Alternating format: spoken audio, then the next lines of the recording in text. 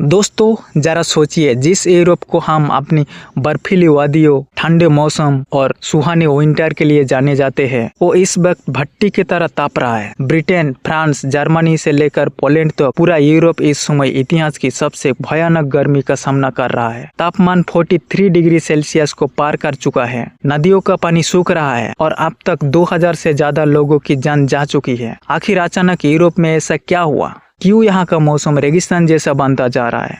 आइए जानते हैं आज के इस वीडियो में।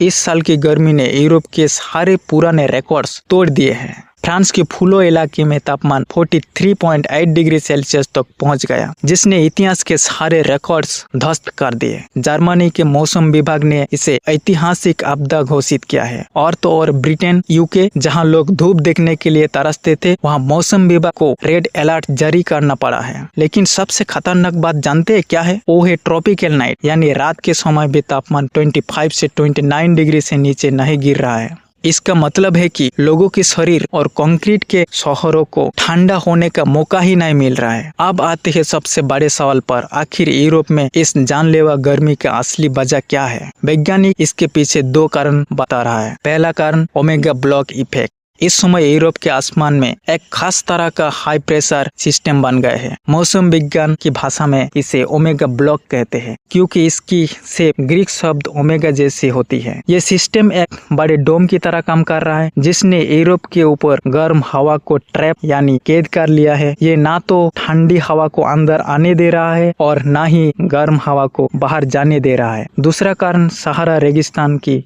गर्म हवाएं। इस ओमेगा ब्लॉक की वजह से अफ्रीका के सहारा रेगिस्तान से उठने वाली बेहद गर्म और सूखी हवाएं सीधे यूरोप की तरफ खींची चली आ रही है। तीसरा और सबसे बड़ा कारण क्लाइमेट चेंज। ग्लोबल वार्मिंग के कारण ऐसे एक्सट्रीम बेहद इवेंट्स अब बहुत आम और पहले से कहीं ज्यादा खतरनाक हो गई है। इस गर्मी का असर सिर्फ मौसम पर नहीं बल्कि इंसानी जिंदगियों पर भी पड़ रहा है। यूरोप के घर में आमतौर पर एयर कंडीशनर यानी एसी नहीं होते, क्योंकि वहां इसकी कभी जरूरत ही नहीं पड़ी। इसी वजह से हीट स्ट्रोक के मामले तेजी से बढ़ रहे हैं। लोग गर्मी से बचने के लिए बिना निगरानी वाली नदियों और झीलों में कूद रहे हैं, जिससे डूबने की घटनाओं में अचानक बड़ा उछाल आया है। मौसम वैज्ञानिकों का कहना है कि ये हीट वेव और धीरे धीरे वेस्टर्न यूरोप से सेंट्रल यूरोप, यूक्रेन और बाल्कन देशों की तरफ बढ़ रही है, या कि आने वाले दिन और भी मुश्किल भारी हो सकते हैं।